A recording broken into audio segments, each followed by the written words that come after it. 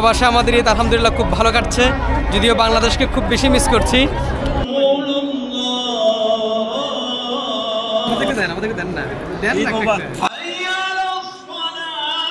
বন্ধুরা, আমরা আজহার মসজিদে ফজরের নামাজ শেষ করেছি। আপনারা শুনতে পাচ্ছেন যে বিভিন্ন রকমের দুরুদ পড়া হচ্ছে এখানে, আর দেখতে পাচ্ছেন যে এখনও কিন্তু মানুষজন মসজিদের অভ্যন্তরে প্রবেশ করছে এবং এখন থেকে প্রায় 1.5 ঘন্টা বাদেই কিন্তু ঈদুল ফিতরের যে নামাজ সেটা শুরু হবে, কিন্তু তার আগ মুহূর্তেই আপনারা দেখতে পাচ্ছেন যে মানুষ কিন্তু কানায় কানায় পূর্ণ হয়ে যাচ্ছে। যে ঈদের আনন্দ কিন্তু ঠিক এভাবেই সবাই মিলে একসাথে ভাগাভাগি করে নিচ্ছে। আসসালামু আলাইকুম ওয়া বারাকাতুহু। প্রথমত সবাইকে ঈদ মোবারক। বন্ধুরা, শুভেচ্ছা জানাচ্ছি হাজার মিনারের শহর মিশরের রাজধানী কায়রোর জ্ঞানের কাবা আল আজহার মসজিদের একদম সম্মুখভাগ থেকে।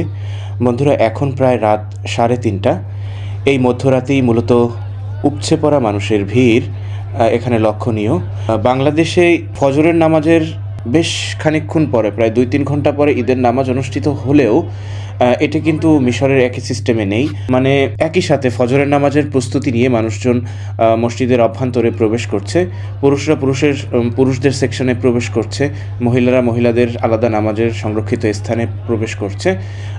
তো এটা মূলত সবাই ফজরের নামাজের প্রস্তুতি নিয়ে, সাথে সাথে ঈদের নামাজের প্রস্তুতি নিয়ে একই সাথে মসজিদের অভ্যন্তরে প্রবেশ করছে এবং সবাই ফজরের নামাজের পরে খুতবা এবং মোনাজাত শেষ করেই মসজিদ থেকে বের হবে। তো আমরাও তাদের সাথে লাইনে দাঁড়িয়ে অপেক্ষা করতেছি আমাদের বাঙালি ভাইদের জন্য। সবাই আসলে আমরা একই সাথে মসজিদের অভ্যন্তরে প্রবেশ করব। আসসালামু আলাইকুম রহমতুল্লাহি ওয়া বারাকাতুহু। বন্ধুরা, ইতিহাস, ঐতিহ্য, সভ্যতা এবং সালতানাতের আতুরঘর মিশরের রাজধানী থেকে শুভেচ্ছা জানাচ্ছি। আমরা এখন রয়েছি হাজার বছরের প্রাচীন স্থাপত্য বিস্ময় জ্ঞানের কাবা আল আজহার মসজিদের একদম অভ্যন্তরে। বন্ধুরা, আমরা ঈদের দিনে আপনাদের সবাইকে শুভেচ্ছা জানাচ্ছি আবারও, এবং আজকে আমরা ফজরের নামাজের পূর্ব মুহূর্তেই কিন্তু আজহার মসজিদের অভ্যন্তরে প্রবেশ করেছি এবং ফজরের নামাজ এখানে পড়ব। এবং আপনারা জানেন যে ফজরের নামাজের পরপরই কিন্তু কিছুটা সময় যখন সূর্য উদিত হবে, তখন সূর্য উদিত হওয়ার কিছুক্ষণ পরেই কিন্তু ঈদের নামাজ শুরু হবে।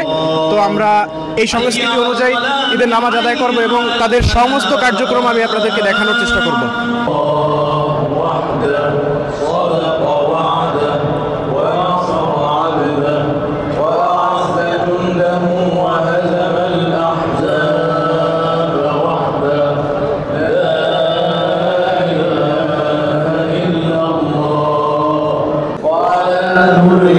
বন্ধুরা, আমরা আজহার মসজিদে ফজরের নামাজ শেষ করেছি। আপনারা শুনতে পাচ্ছেন যে বিভিন্ন রকমের দুরুদ পড়া হচ্ছে এখানে, আর দেখতে পাচ্ছেন যে এখনও কিন্তু মানুষজন মসজিদের অভ্যন্তরে প্রবেশ করছে এবং এখন থেকে প্রায় 1.5 ঘন্টা বাদেই কিন্তু নামাজের মূল যে নামাজের কার্যক্রম, মানে ঈদুল ফিতরের যে নামাজ সেটা শুরু হবে, কিন্তু তার আগ মুহূর্তেই আপনারা দেখতে পাচ্ছেন যে মানুষ কিন্তু কানায় কানায় পূর্ণ হয়ে যাচ্ছে। আমাদের সাথে কিন্তু অনেক বাঙালি ভাইরা রয়েছে, আমাদের বড় ভাইরা রয়েছে।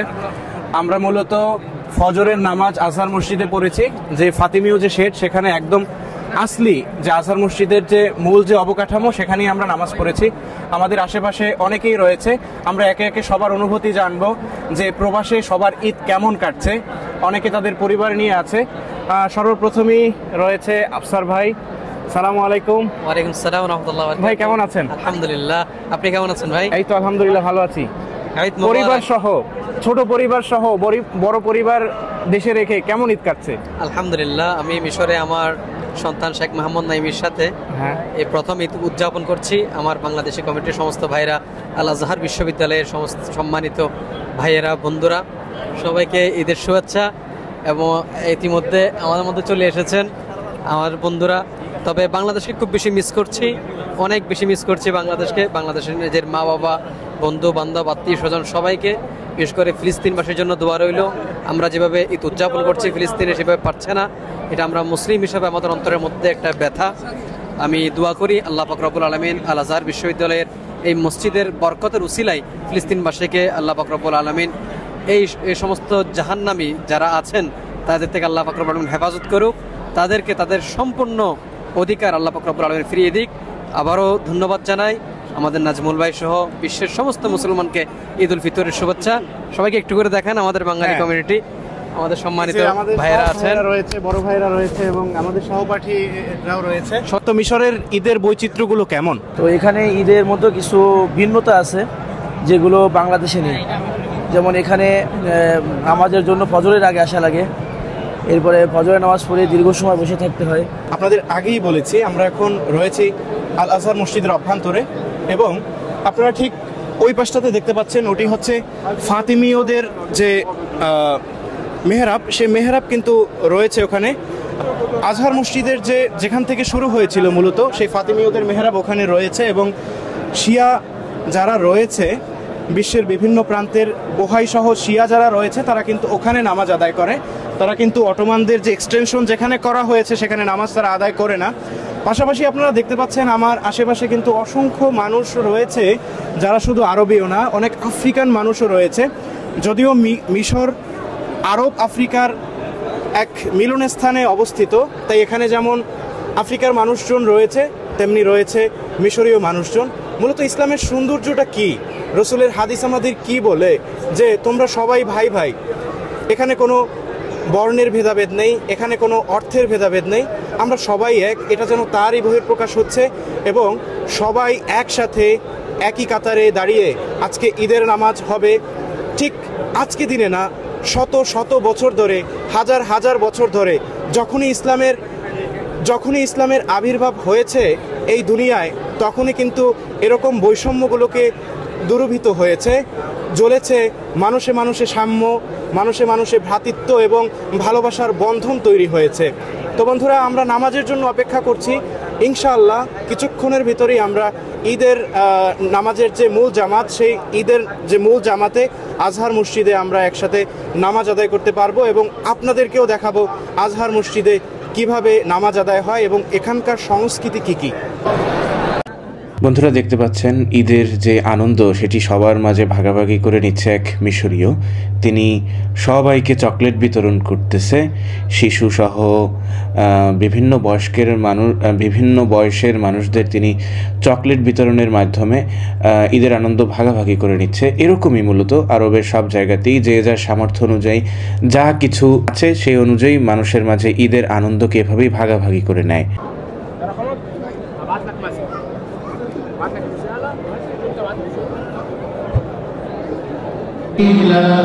ফজরের নামাজ থেকে প্রায় 1.5 ঘন্টা আমাদের যে অপেক্ষা, সে অপেক্ষার অবসান ঘটতে চলেছে। বন্ধুরা দেখতে পাচ্ছেন সবাই দাঁড়িয়ে গেছে নামাজের জন্য এবং ইমাম সাহেব ওখান থেকে দুরুদ শরীফ পাঠ করছে এবং দুরুদ শরীফ পাঠ শেষেই মূলত ঈদের নামাজের যে কার্যক্রম সে কার্যক্রম শুরু হতে যাচ্ছে।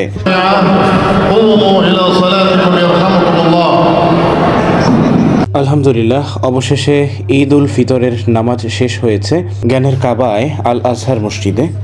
বন্ধুরা এখন খুতবা শুরু হয়েছে। খুতবার পূর্বেই আপনাদের জ্ঞাতার্থে বলে রাখি, খুতবার শুরুতেই ইমাম সাহেব বলেন, আলহামদুলিল্লাহ, ইসলাম আমাদের জন্য সর্বশেষ নাজাতকারী হিসেবে প্রতীয়মান হয়েছে এবং আমাদের উপর সব নেয়ামত পরিপূর্ণ করা হয়েছে।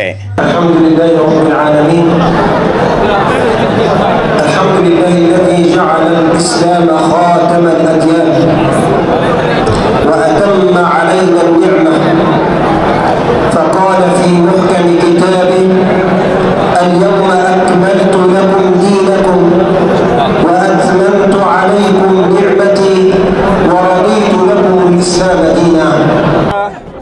আল আজহার মসজিদে ঈদ উল ফিতরের নামাজ আদায় করে বেরিয়ে পড়েছি। আমরা এখন আছি আল আজহার মসজিদের একদম সম্মুখে চত্বরে এবং আমার সাথে রয়েছে আমিন রেজা ভাই। ভাই আসসালামু আলাইকুম। ওয়ালাইকুম আসসালাম ওয়া রাহমাতুল্লাহি ওয়া বারাকাতুহু। ভাই কেমন আছেন? আলহামদুলিল্লাহ, আপনি কেমন আছেন? প্রবাসে ঈদ কেমন লাগছে? প্রবাসে ঈদ আলহামদুলিল্লাহ ভালো, পরিবার ছাড়া আর কেমন থাকা যায়, যতটুকু আল্লাহ তাআলা রাখছেন আমাদের। এই কতবার হলো মিশরে ঈদ কাটাচ্ছেন? আমি এই পর্যন্ত প্রায় 5 বছর আমার হয়ে গেছে মিশরে। 5 বছরের হিসেব করলে 10 বার আমার ঈদের নামাজ পড়া হয়েছিল। বন্ধুরা ঈদের নামাজ শেষ হয়েছে, সবাই কিন্তু মসজিদ থেকে বের হয়েছে এবং মাঝখানে এরকম যে মুসাল্লা নামাজের যে জায়গা সেখানে কিন্তু মানুষ এখনো দাঁড়িয়ে আছে, মানে এখানে কিছুটা সময় কাটাচ্ছে, কেউ ছবি তুলতেছে। বন্ধুরা দেখতে পাচ্ছেন যে ঈদের আনন্দ কিন্তু ঠিক এভাবেই সবাই মিলে একসাথে ভাগাভাগি করে নিচ্ছে এই যে দেখতে পাচ্ছেন সবার মাঝখানে চকলেট বিতরণ হচ্ছে, ঠিক তেমনিভাবে কিন্তু মসজিদের অভ্যন্তরেও একইভাবে চকলেট বিতরণ হয়েছিল।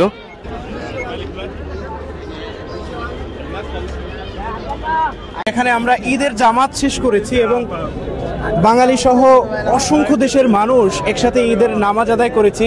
নিঃসন্দেহে এর অনুভূতি অসাধারণ, যেটা বলে বোঝানোর মতো না।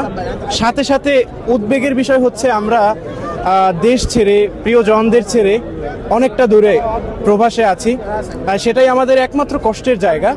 তো ইনশাল্লাহ আগামী দিনগুলো পরিবারের সাথে একসাথে মিলেমিশে ঈদ কাটাবো এবং সবাইকে ঈদের শুভেচ্ছা জানাচ্ছি। এবং আপনারা যারা পরিবারের সাথে ঈদ কাটাচ্ছেন আপনারা অত্যন্ত ভাগ্যবান এবং সবাইকে আবারও ঈদের শুভেচ্ছা।